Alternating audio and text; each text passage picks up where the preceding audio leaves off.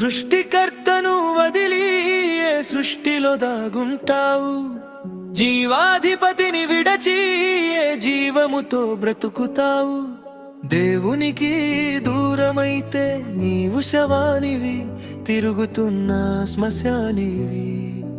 రక్షణ వలయం దాటితే నీవు ఎరవు గర్జించు సింహానికి బలిలివి.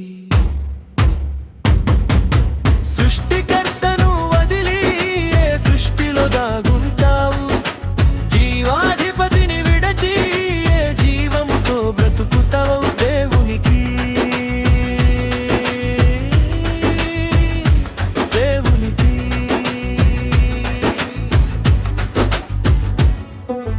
వెలుగును తృణీకరించి చీకటిని కౌగిలించుకున్నావు.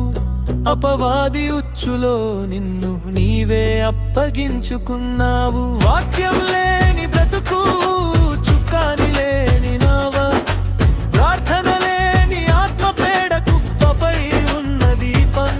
నీ ప్రాణమనే కన్నులు కామ క్రోధాలతో గ్రుడ్డివాయే. నీ మనోనేత్రములకు లోకపు పొరలు కమ్మిపోయే.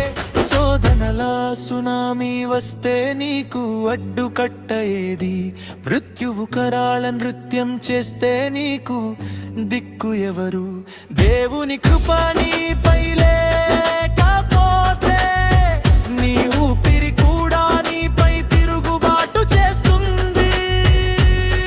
నీ సంపద నిన్ను కాపాడదు, నీ పేరు నిన్ను బ్రతికించదు. నీ ఆత్మము అగ్ని ఆరని పురుగు చావని చోటుకు లక్కెళ్తుంది.